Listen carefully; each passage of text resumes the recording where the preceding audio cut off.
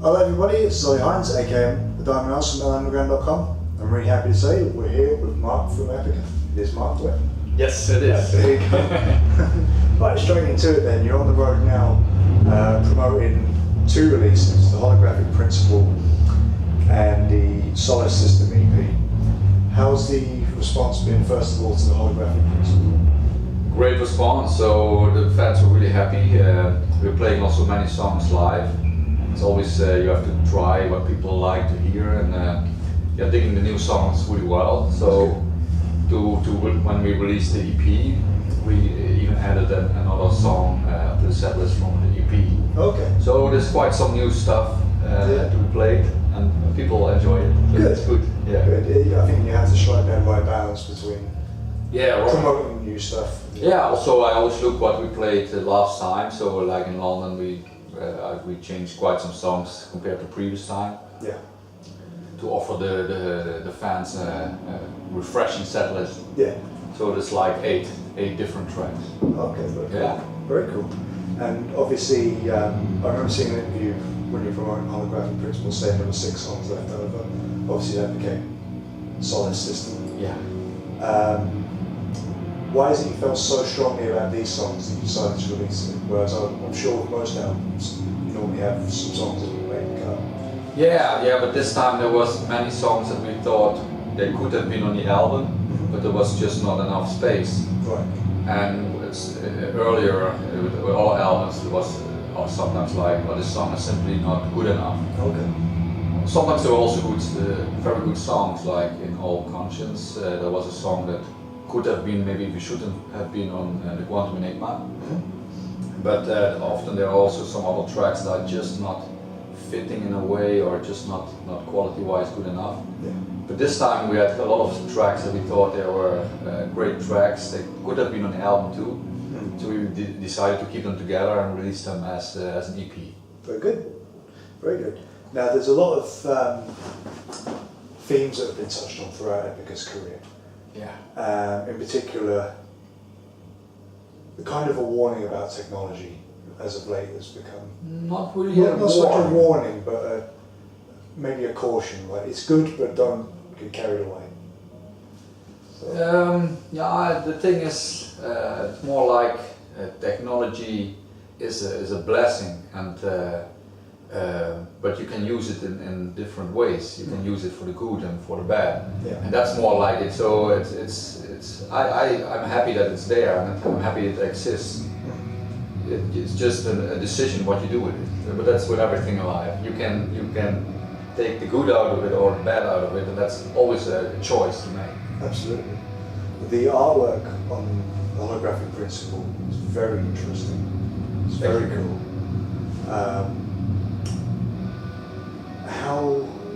How from the title was the artist come up with the finished idea?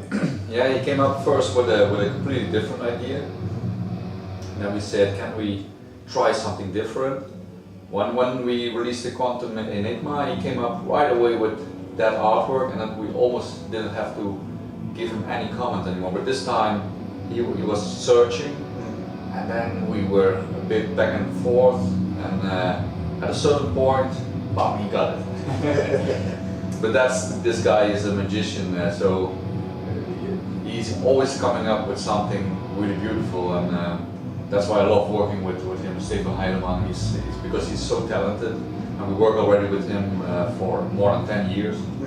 That's always comes up with brilliant ideas, and he really has when he has the topic, and we send him all the lyrics. He catches it, and then he makes something very nice out of it. Very cool, very cool. On the new album as well, you had lots of work with an orchestra, right? Or a full string section at least. No, a full orchestra, yes. Everything was recorded live, so we have strings indeed, but also brass, woodwinds, ethnical instruments, percussion. So everything we did with real instruments was a lot of work. It cost a lot, but after all, then your sound really benefit from it.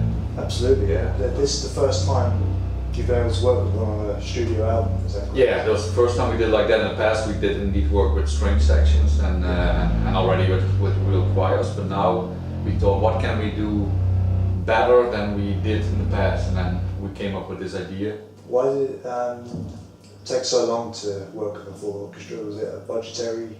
Now the thing is, you have you can record orchestra in two ways, or you go to a big orchestra and they play all your stuff. But the thing is, if then somebody makes a mistake, you cannot change it, because it's just one session. And if you take them separately to the studio, you have much more control of the sound. When you record the strings, you hear only strings and not any brass crossing through it. Yeah. So that has a bit of an advantage, but it's very time consuming.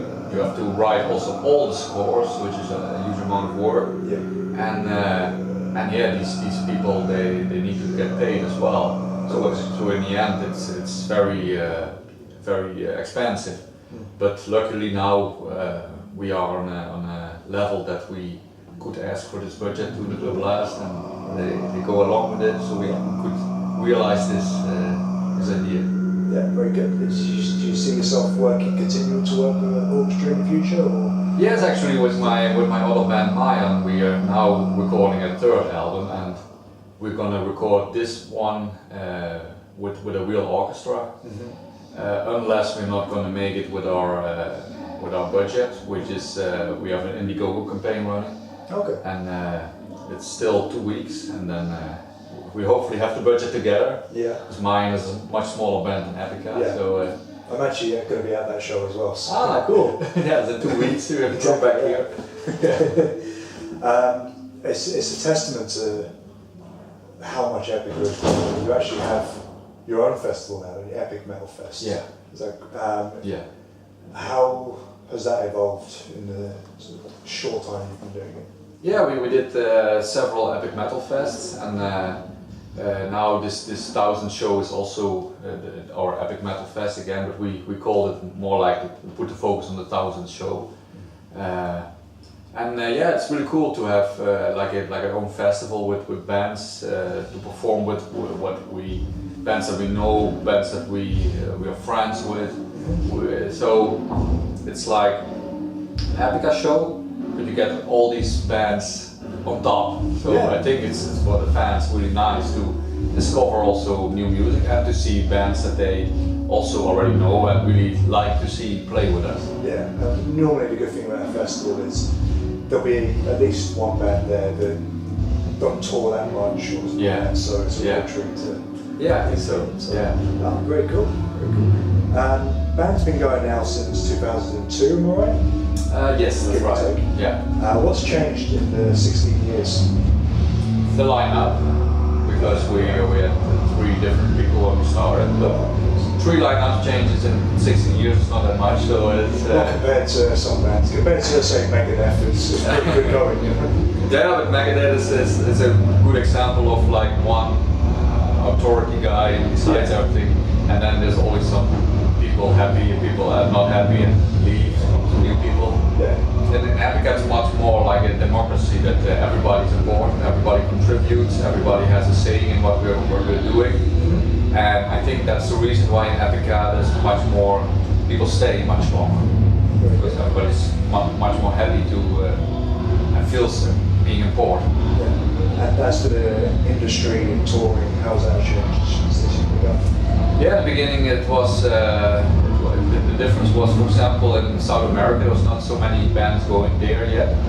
Nowadays there's all the bands go also to South America. Yeah. So that you could clearly see that changed. And besides that, there's less CDs being sold. That's also obviously what you see what's happening. But I must say I'm very happy that Epica fans still buying albums. Good. I still buy CDs. Yeah. I'm that guy that still buys CDs. Yeah, even if you still play things on Spotify, if you want to support a band.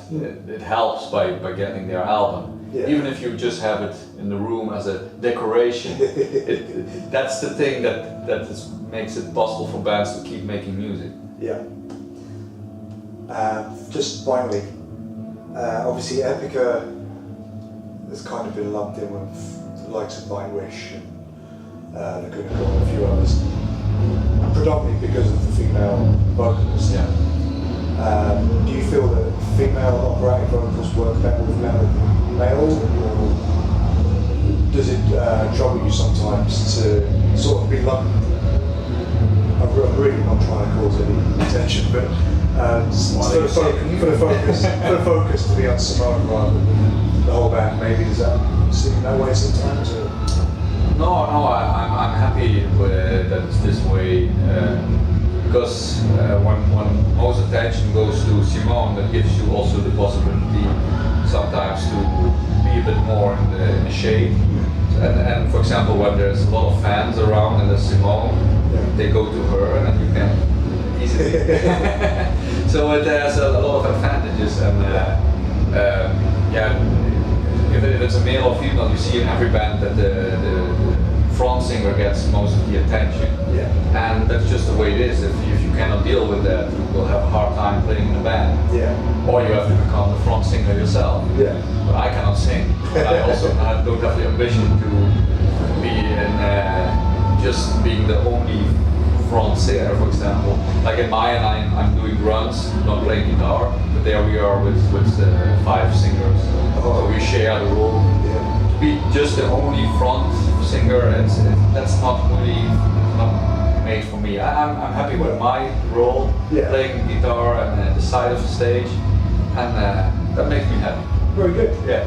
Well, it makes me happy to meet you.